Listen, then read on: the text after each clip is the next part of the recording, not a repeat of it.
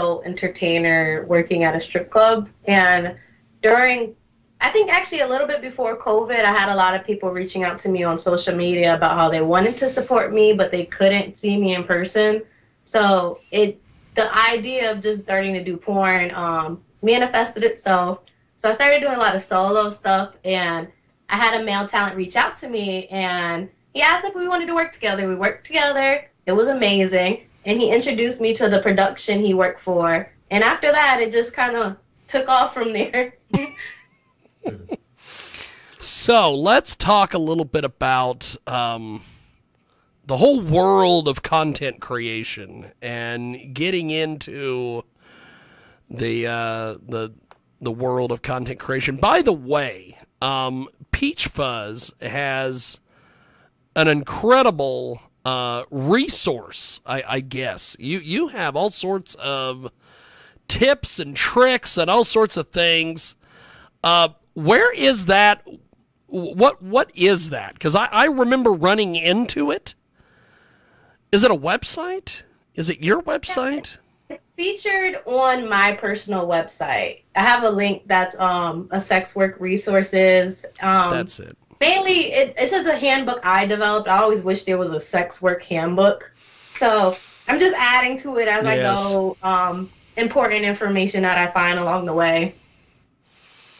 Well, one of the things that getting into all this and networking with people, I'm starting to find all sorts of people who want to be in the sex business. They want to be a porn star. They want to be a sex worker. They want to do all this stuff.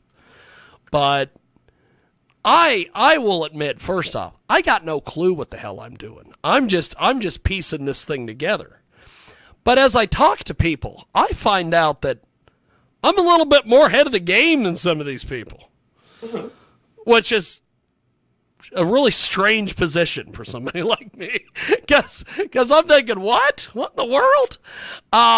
One of the things that I find absolutely, it's an essential part of it, but it's also an annoying part of it, is the paperwork. Yeah. I want you two to talk to us a little bit about that aspect of it. The good old 2257s, as they call them. Oh, it's so important.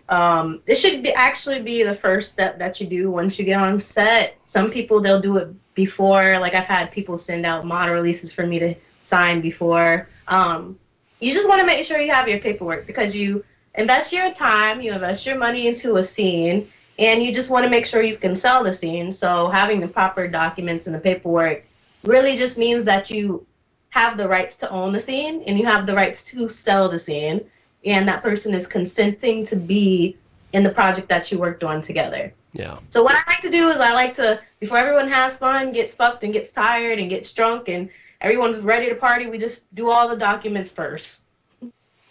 So one of the things that I have run into fairly recently, as of last week, is I have this, I always refer to him as the porn editor. He told me one time that I needed to go download this thing called Quick 2257, and apparently it is an app that is like $1 in the App Store or whatever, and it gives you all the various things that you need, which I have had no issues with any of this until Friday,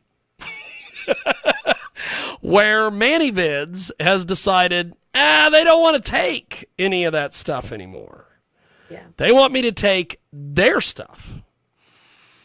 So one of the things that I have been thinking about is it better to just arrive at a set and have the OnlyFans form, the Fansly form, the ManyVids form, and just have mountains of paperwork that you fill out? Or is it, what is that navigation like for people that are getting into this?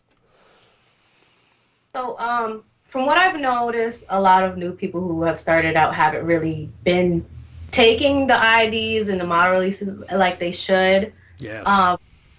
I actually ran into that problem where I was using a universal model release for each platform, and then it wasn't being accepted on this particular platform, so I had to go through and re-upload their model release.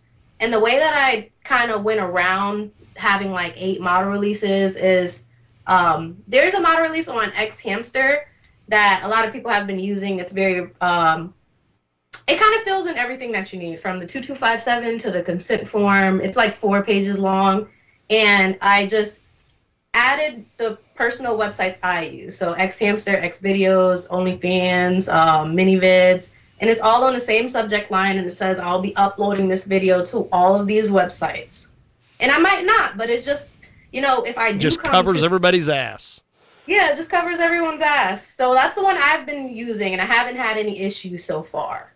That's awesome. Except for X Hamster. X Hamster is really, really hard. I don't know what I'm doing on there.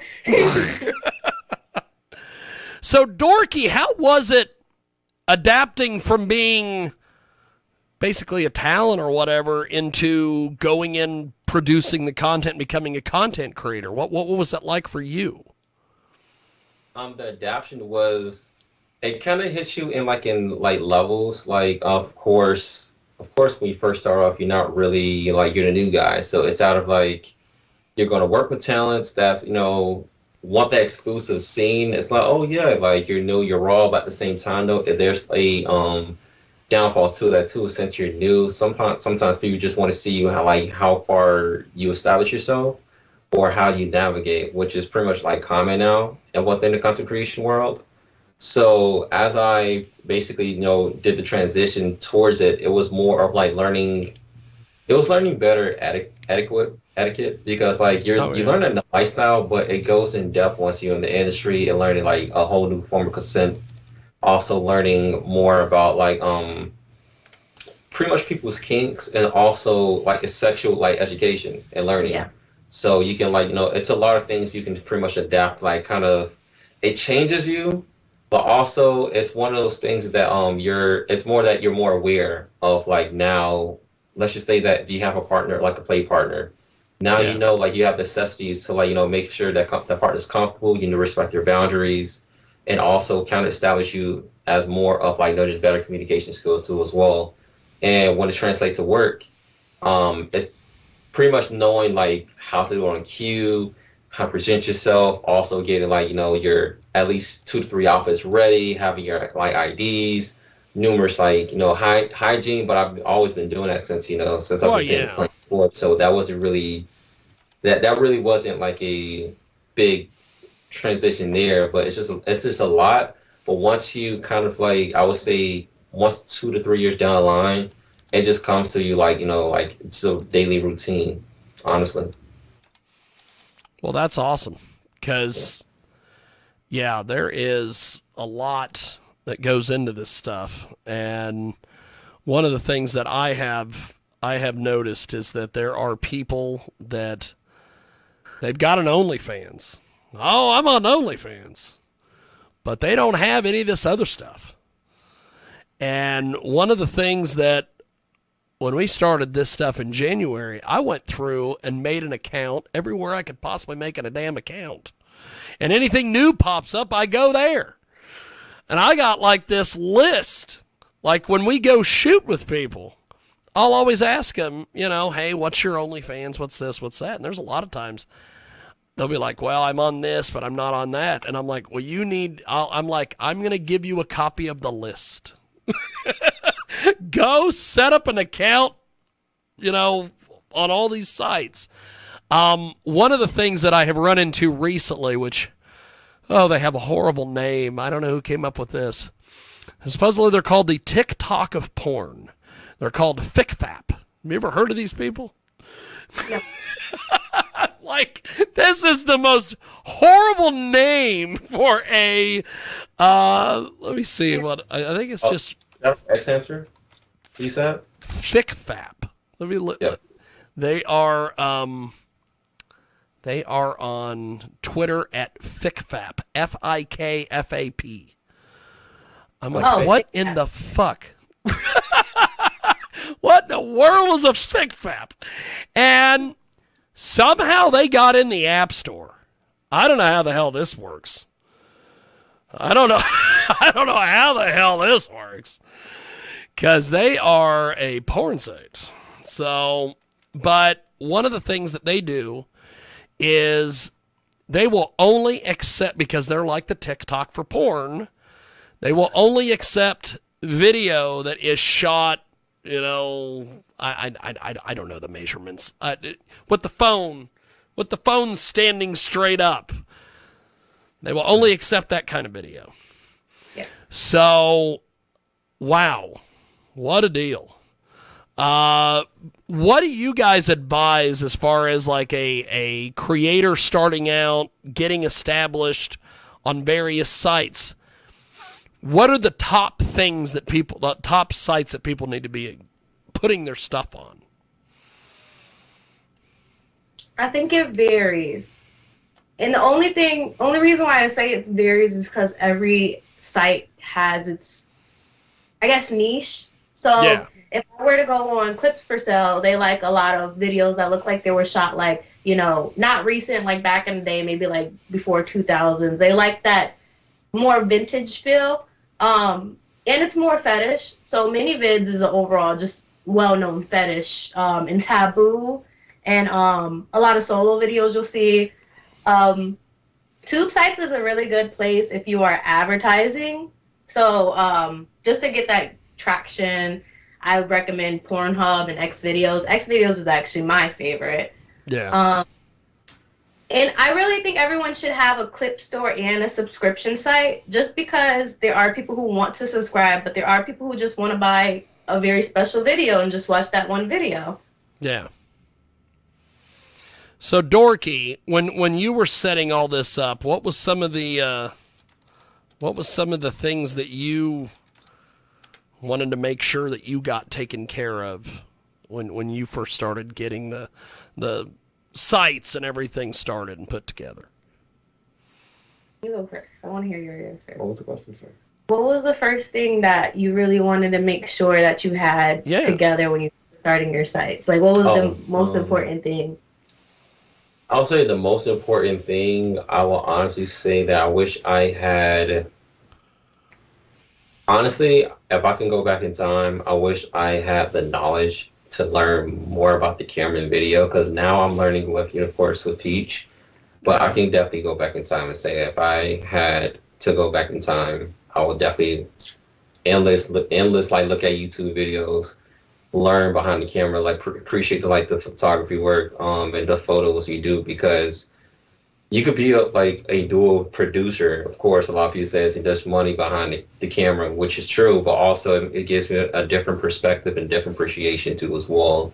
It makes your content come out a whole lot better, whole lot smoother, and basically it shows with the craft and work you do.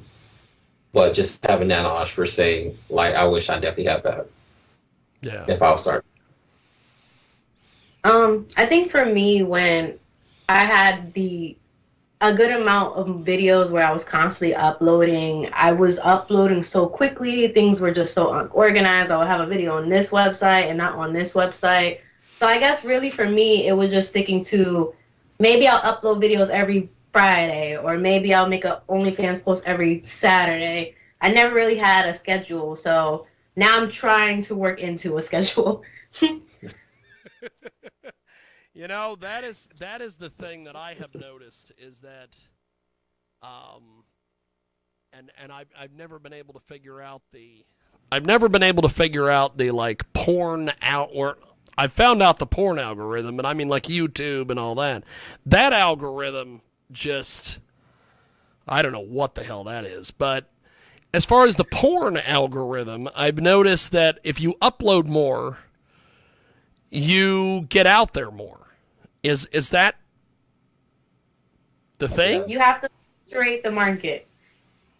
Yeah.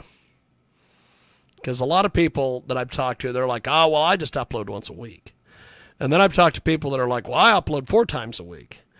And then I've talked to people that are like, well, I upload 3 times a week. And I'm like, wow. And I've noticed that it's the 4 seems to be the thing.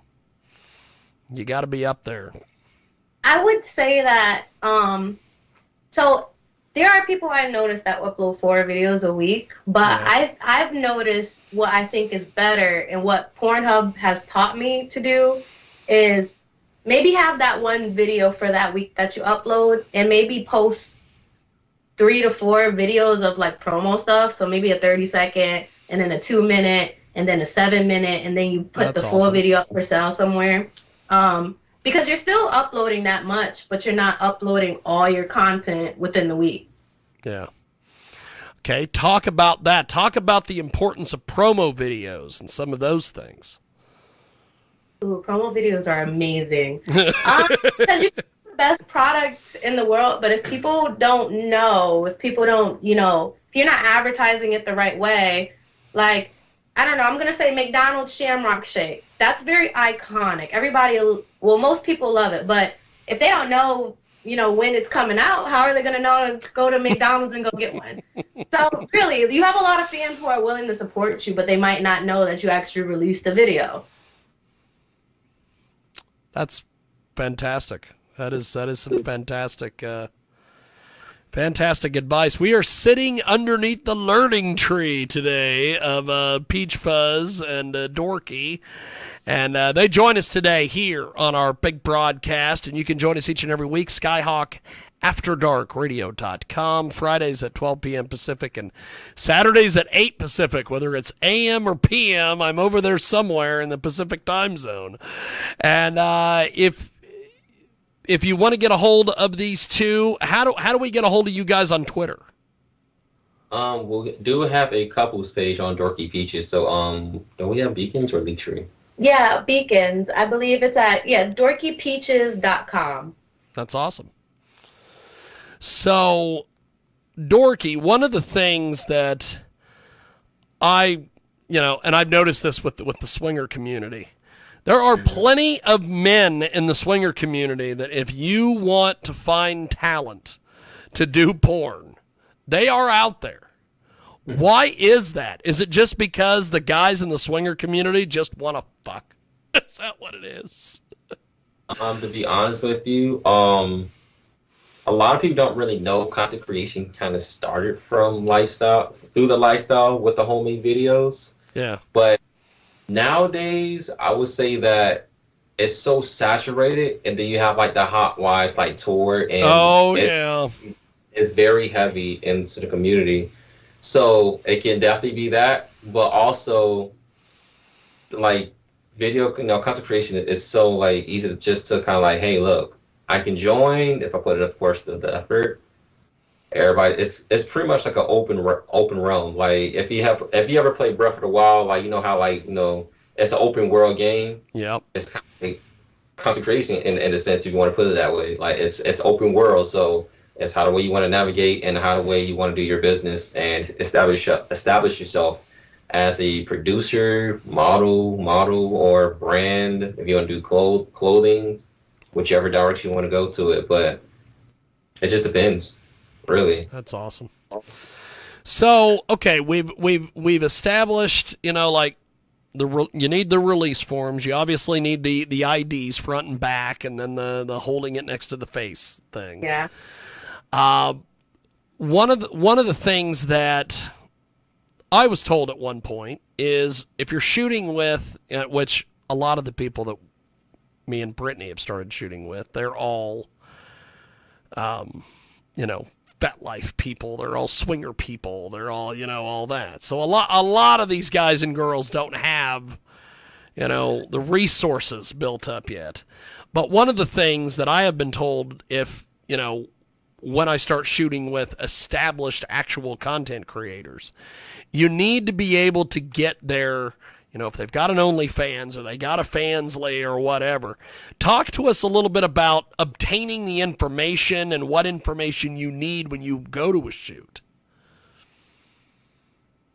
So generally everybody should just have the model release, their version of their model release on hand for them. I don't want anyone to think it's okay to use somebody else's model release because it should differ from person to person. Yeah. And then the apps too, I kind of frown against the app just because it's just a standardized model release. It doesn't really protect you as much as it should. Yeah. So you can definitely take the template, but just fix it to where it makes sense for you. Aside from that, what I usually do is I just find somebody's Twitter and Instagram if I need to find their OnlyFans or their MiniVids account. Usually they'll have it linked up. But most of those sites, if you can't find their username, you can just input the model releases and IDs. So that will have you set. Another thing that I've noticed is if you get somebody's ID and let's say it takes you about 3 years to upload the video, and within those 3 years their ID has expired, you'll have to go and get a new one from them. Oh, really? Mm-hmm. Wow. That is interesting. So have you run into that with various things? Yeah, not often. I'd say about 10 people out of 70 people I've worked with, I might have expired IDs. But it just took me like 3 years to, do it. I have had some people I've shot with that actually gave me expired IDs, so that's another thing you should check to make sure it's not expired. Yeah, that would be something you'd need to take care of when you when you're going through the process. So Dorky, being a guy that you got into it, kind of differently. You didn't become a content creator. That was later. How did you make the jump from being just in the swinging community and the lifestyle and shooting with people to actually then getting into the content side? What was that adjustment like for you? From jumping from lifestyle to content creation was? Yeah. Because you're creating the sites now and you're having to do all that. At first when I started doing my content creation, honestly, I didn't have any skills of like editing. Like I knew I was learning different softwares, but I didn't know color grading, which is like now, like I would say like 3 months down, like in the past, I've been trying to working on that and learning how to work on Adobe too as well. But back then it was easy because of the content creation, how friendly, the community was. The community is friendly, don't get me wrong, but it's so many people and so many like content creators now that it's kind of like you have to navigate, and it's a lot of network bridges per se. So yeah, just like I guess I did all my content creation like down that line, but now it's more of okay, cool. Like it's more of adapting is what I'm kind of working on, the transitioning of like how it evolved, of like different websites too as well. So I would say one of the sites I started off with was MiniVids, actually uploading when MiniVids like first launched on their website, when they had MV flyers and like the other software, just like and we at the time we had ConnectPal too as well. Like there was supposed to be OnlyFans, but how they really kind of like take off how OnlyFans did. And there's another site too as well. Of course, you had your Collector Cell too as well. So it's like I said before, like the documentation, like you was saying previously, it wasn't like we still had our documents, but it wasn't really heavily enforced. So now, if you look back nowadays, you can't even upload a video on Pornhub without, even like releasing videos like someone's IDs. They'll just like, hey, look, if you want this video to be published, you have to have your documents. You gotta have all the documents. Videos are doing the same exact thing too as well. Like when I tried to upload it the other day, I was like, wow, like they're flagging, it's doing like video takedowns, like just making sure you have your documents. So the evolution is like, it's a beautiful thing because now you have to have legal documents. So it's kind of like just evolving into like just transitioning into the right way and also doing the right thing so you can keep that longevity for your brand and your business and yourself and protection behind you and that security. So Peach Fuzz, what was it like for you, as far as the big adjustment? Was it the paperwork stuff? Was it the ID stuff? What was What was some of the big things that caught your eye when you first started doing all this? For me, it was really my biggest thing that I had to work against was my personality. It's mainly because I am such a giving, free-spirited, open person. And you have to understand, like he was saying before, we do have a great community, but there are people within the community that we do have to watch out for. So I guess just aligning myself with the right people. That's really what I was struggling with. Because I'm thinking I could just be myself and just work with anybody. Like, you go to a normal job and you can meet so-and-so and just get along really well with them. And that might not happen when you're on set. You could talk to somebody for months, and once you get on set, it might just be a different feeling. You might not connect the same way you did over the phone. Or you might have a falling out even after, you guys shot a scene. So it's really just being able to go into business without emotion, being able to handle your business. And of course you can still have fun because our line of work is very, very fun. But just knowing that you can, not lead with your heart, but you can still care about others, if that makes sense. Yeah. Yeah. Well, you guys are fantastic. I am learning a lot. I know that there's a lot of people that are probably watching this and listening to this that are learning a lot. One of the things that I had to, adjust to was all the personalities that you got to deal with all the people that are in this. And one of the things that has always been, I don't mind so much with the content creation. That's not a big deal because realistically, we're all just fucking. That's just that's the deal. But Dorky, one of the things that I have run into is some of these people that are in the lifestyle. Holy shit, there's a lot of crazies. I have run into some of these BDSM people. Holy crap. The DOMs and the subs and all that culture. Holy smokes. For instance, I got into a conversation with someone in Chicago when I went up for the 100 man gangbang up there for Rebel Rider. I got into a conversation with a porn buddy of mine, and we were talking about all this, and I said, the lifestyle and the swingers and the BDSMers and all this stuff. And one of the things that I told him is I said, I don't really understand this Dom sub thing.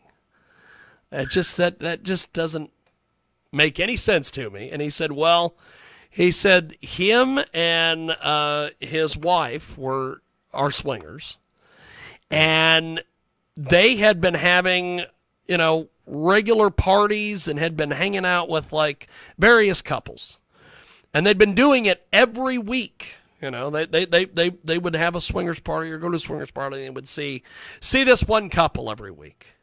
And then they went to a party one time, and the guy just reached out and gave her a hug because he'd seen her and he knew her, and he just gave her a hug.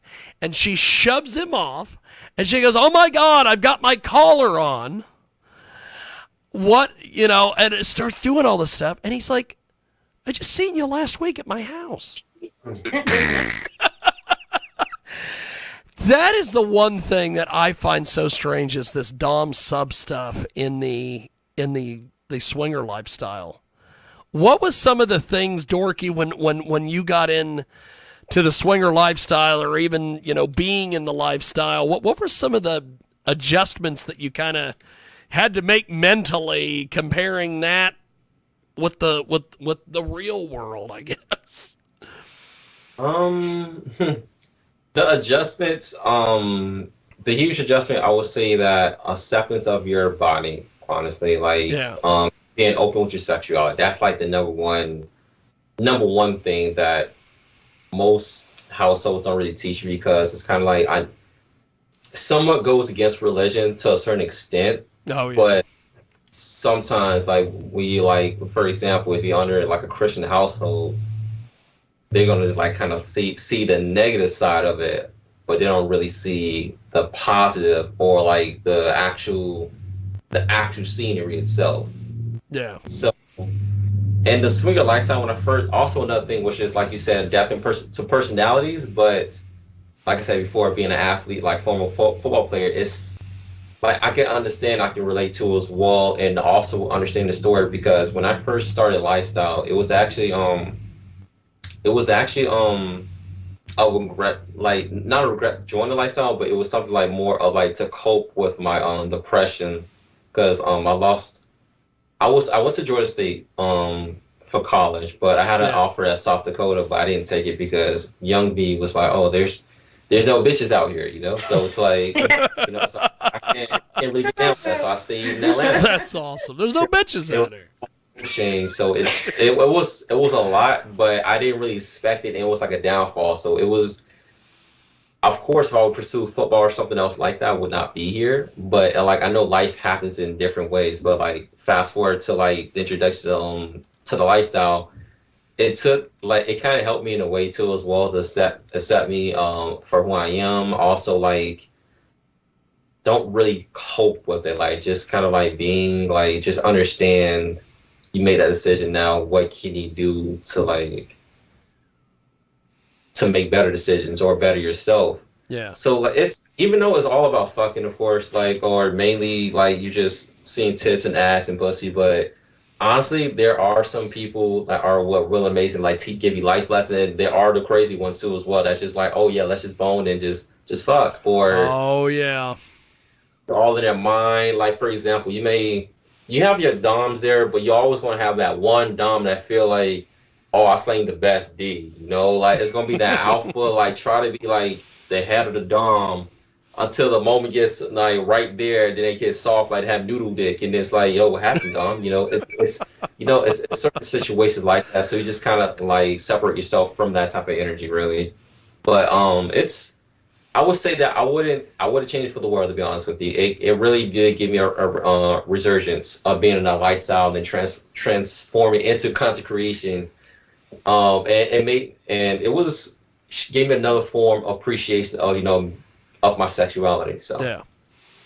So Peach Fuzz, one of the things that I find really interesting is being able to.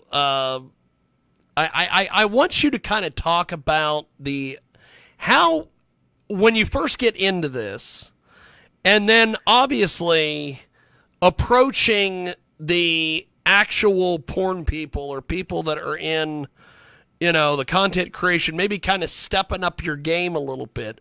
What is that approach? How should people do that? Because I know how I do it, which is completely different than everybody else, because I try to be as upfront and hugely professional as possible. And I can guarantee you, there is nobody doing some of the things that I'm doing. What is it like on your end, or what should someone like you expect from somebody? Kind of speak to that part of it.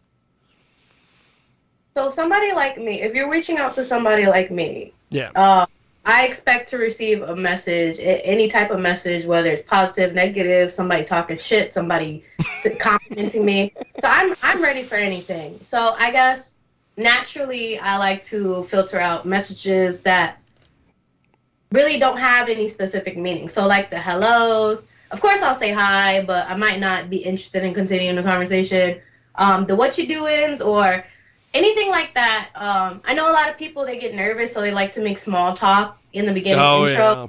But that small talk will not get anybody's attention at all. So be direct, but be direct in a way where you're not putting pressure on anyone. You're introducing yourself. You're allowing that person to make decisions. I think the best message that I've ever seen included a reference page, so a page of all the people they've worked with. That's awesome. Their name, and what their intentions were when they wanted to work with me. So all of that in a message was amazing for me. That's awesome. Yeah, because that is one thing, like, one of the things that I learned years ago dealing with, like, bands and things, trying to do interviews with bands. A lot of times, and I've noticed that porn people are much, and I don't know if it's because you guys treat all this like a business. I don't know. It seems like porn people are more organized than bands. It is just interesting to me. But I mean, like, when I deal with bands, I'll get a press release, or I'll get, something from a band that says, hey, play my stuff. And usually my attitude is, I want an interview, and then I'll play your stuff. Yeah. Or I'll play your stuff during the interview. And one of the things that I did years ago, which is something that I'm starting to do with the porn thing, is, like, when I send a band, like for instance, if I agree to interview a band, like, let's say next Sunday, okay, the Sunday before, I will always send them a reminder, and then I will always send them all the information. And so I tell them where it's going to be posted, how long the interview is going to be, how many songs we're going to play. If we're doing Skype, here's the Skype link. I always explain to them that you don't need an account. You don't need to download anything. Just click the link. It's like Zoom. I always tell them we are doing video and audio, because I've gotten those emails where they're like, will this be video or will this just be audio? And I used to be kind of a dick, and I'm like, well, we're going to do video. We're not going to do any audio. We're just going to mime or hold up, cards. Which actually, I did a porn interview with somebody one time where their sound didn't work, and they had a giant whiteboard behind them, and they wrote their answers. So I hate to use that joke, because we actually did that one time. And then I'll tell them, the interview is scheduled for, and I'll give them the date, the time, the link, and then I send it. And a lot of times when I do the show, they pop in, we do the interview, and then as soon as they're done, this next person pops in. And I always make sure to tell them, hey, we're doing a live show, and I got lots of interviews. And so if somebody pops in, like, for instance, if I was interviewing Dorky and we were talking, and all of a sudden Peach Fuzz pops in, I know, okay, it's about a minute and a half or 2 minutes before I'm supposed to end the interview with Dorky, and then I wrap things up, and then I go to Peach Fuzz. And that's just how I do the thing. And so I feel like if you're more prepared, and just like you were saying there with the porn thing, having all that together. I like the reference thing. I think that is really cool, because one of the things that I learned with the band stuff is that if I work with one PR company, the PR company probably knows the other PR company. So if I interview OTEP's people probably know, I don't know, Eddie Money's people. And then Eddie Money's people know, Snoop Dogg's people, or whatever the fuck. So everybody talks. And that would line up good with the porn thing, because if I'm shooting with Dorky's obviously going to talk to Peach Fuzz. And if I hit up Peach Fuzz and say, hey, if she sees that Dorky's listed as one of the references, she just call him up and say, hey, have you shot with these people? So I like the references thing. That I think is really cool. One of the things that I have thought about, which I don't know, maybe this is just pie in the sky stuff, or maybe I'm overthinking it, but one of the things that I've always thought is why, Pornhub is such a mess, it seems like, to get things uploaded over there. But due to the fact that Pornhub is free, it's not an OnlyFans, it's not ManyVids, it's not all these places. You literally can upload the video to Pornhub, and anybody with a link or anybody that goes there can see it. I've always thought, why not upload a sample of, like, your best sample of a certain kind of content that you're doing? Like, for instance, one of the things that we're going to be doing at some point, if I can ever get this filmed and put together here. But one of the things we were going to do was we're going to be doing cuck porn, but it's going to be completely different than any cuck porn you've ever fucking seen. Basically, it would be the situation of we have this guy, and you've never met. I don't know if you guys have ever met Big Will, but Big Will is a shit talker. And that's what he does. Is he just talks shit. He's just a big black guy who talks shit. That's what he says he does, and I guess that's what he does. And one of the things that we've always wanted to do is, like, for instance, if I was filming with you guys, Dorky would be the one that would be getting cucked.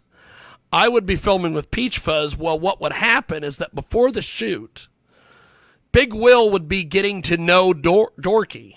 So then he pops in the middle of this scene, and he's the one that talks the shit to Dorky. And in theory, it doesn't sound like, because I don't know how to explain things properly. But in action, I think this would be the greatest fucking thing ever. Because that guy's talking the shit. It's not me or her that's talking the shit. My feeling that I have talked to people about is they're like, well, how do we keep a straight face while he's talking shit? Is the thing. That's hard. But my attitude is this. You get one of those really good produced thing, and you put that on your Pornhub site. And then let's say we do a boy-girl or a girl-girl scene. Okay, we get one of those put together. And you use Pornhub as your, hey, this is what it's going to look like. This is what I'm going for. Is that a good idea to use that when you're pitching that to somebody? Yes. I have had people send me videos that they put up on Pornhub as references for videos that they want to shoot with me. Yeah. I do think like having a video reference is like a good reference to have. It really just depends. So like how I was saying before, every website kind of has its own niche, and same thing goes for the free tube sites. So yeah, I wouldn't really upload like a fetish clip to Pornhub, but I would upload a fetish clip to X videos just because I know more fetish lovers on there. Yeah. So I do think it's a good idea, as long as it's done like the correct way. Well, yeah. We have got two great guests with us today. They join us live here on our big broadcast. The fantastic Peach Fez is with us, and of course, I don't have enough words to describe Dorky. He is one of my favorite people. He joins us here on our big broadcast. So one of the things that I've always wondered with Dorky is, what is your, like, when you shoot content or have shot content, what is your favorite content to shoot? Honestly, I still do get satisfaction of shooting my Dorky Darien scenes, like just the nerdy ones. To be honest with you, I don't mind cosplay, but a lot of fans request cosplay scenes from me. And it's truthful moment, like I'm definitely into superheroes and stuff like that, but I'd rather make the costume than like wear it. Now I can wear it to just like say, okay, cool, yeah, show appreciation of my superhero. But I get more satisfaction by, making it and someone else is wearing it, because I can just see my creation like, oh snap, like they're wearing my gloves with whatever suit they like throughout themselves and stuff, etc. But I would like to like shoot that. I like shooting Dorky content. Not gonna lie, I do, depends on the prompt. I do like orgies too as well, because you can't go wrong with orgies, but it has to be can't go wrong with orgies. Put that on a t-shirt, baby. That would be an awesome t-shirt. That'd be an awesome t-shirt. That would be awesome, yeah. But it has to be like a prompt though. Like if it's just something that's like, hey, like just throw in and just start fucking in the room, I'm like, Gonzo is a no. Gonzo's a no. Because a lot of people like to tell stories in the description too. When you have Gonzo, it gets so hard to just constantly make stuff off the top of your head. Two people walk into your room, it's not really a good intro to start with.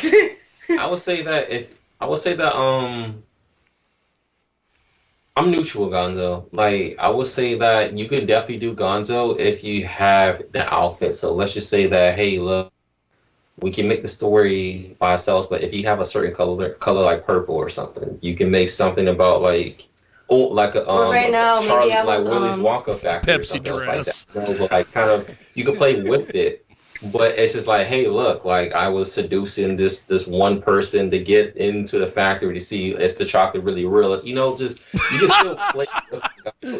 Give me ideas. I'll write these down. But that's what I like that's my that. thing. Like, I like that's the that. type of content I like because you could just come off the boat like coming back like that, or better yet, you got some boy shirts and then you have like a whole hockey like tied up shirt, boom, cheerleader outfit or verse or oh snap, I hooked up with like the what team management like daughter or something else like that. Like you still play That's with awesome. it, but you have to like, of course, you have to bring the props.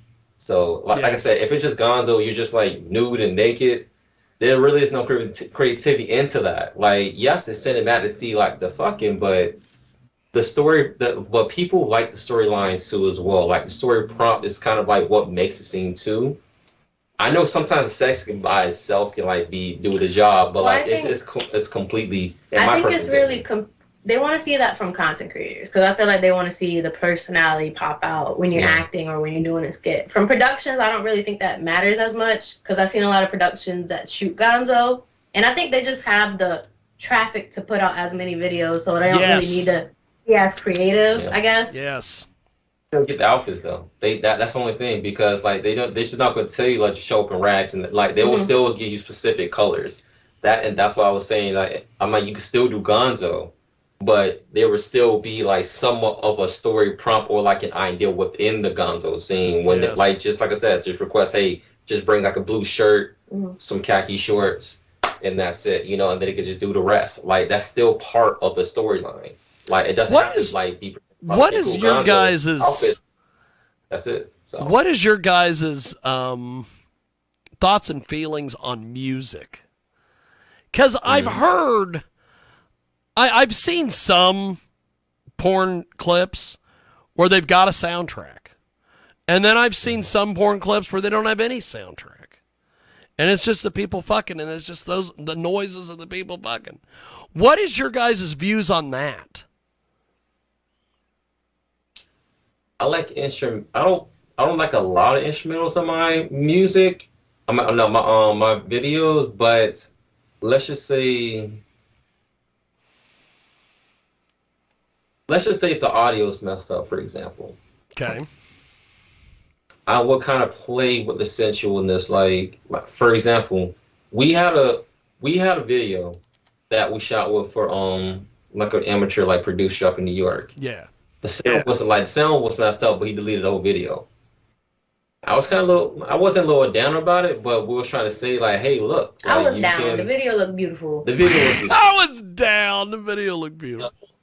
The visual was good, but like, of course, you have to respect the producer because it wasn't his vision, it wasn't his work, so he just trashed it. Understood. Yeah. We were still trying to like say, hey, look, you can still play with it because even though it's not no sounds like not hearing the slurping, and like we can still see the visual, and then you can put something slow and they kind of match with like the massage, like the massage feel he was seeking. But like I said before, it's difference between it. You have to respect that. That's when sometimes I may like add like a like sound to it, or even like honestly promo videos. Like if it just doesn't really need like the natural sound, just toss it on there, whatever sound or like promo sound bite that will match well with the video. So I think That's awesome. sound should be looked at as a tool of editing. If you have a really good video, I don't think you should throw as much edits onto it. But of course, if you have a video you want to work with a little bit to try to get some sort of like different vibes or different feels or draw people in a little bit more. Yeah. So I wouldn't go into it thinking you need music, but for sure, even when I do promo, maybe half of my promo has music and half of it doesn't. It's just the type of vibe you're trying to give off. There's some accounts that all they do is use music. That's just their thing. That's their brand. But then there's some people who just don't use music. It really just depends. it's just the artistic creation of everything. Yeah. That's cool. Well, you guys have been fantastic. We will definitely have to do this again because I have learned a lot. I know a lot of people that are watching this have probably learned a lot. Before we let you guys go, how do we get in touch with you guys online, social media, websites, all these things? You want to go first? Well, you can GPS us at Dorky's Afro, and then all our information will come up. That's awesome. I'm at Peach Fuzz 2Z's with XXX with 3X's.com. Look at that. And my Twitter on Dorky Darien XXX. And also my IG may be different, but Dork through the world. But you'll find on my social media on Twitter. Fantastic. Well, I look forward to talking to you guys again because we will definitely have to do this again because this is such a cool idea. I'm so glad that Peach Fuzz gave me this idea to do today. And you guys are fantastic. I will talk to you guys soon and have yourself a good rest of your Monday. You too. Well. See you Thank you, soon. Carl, for having us again. Thank you, guys. There they go. That is Peach Fuzz, Dorky Darien. They join us live here on our big broadcast, and that wraps it up here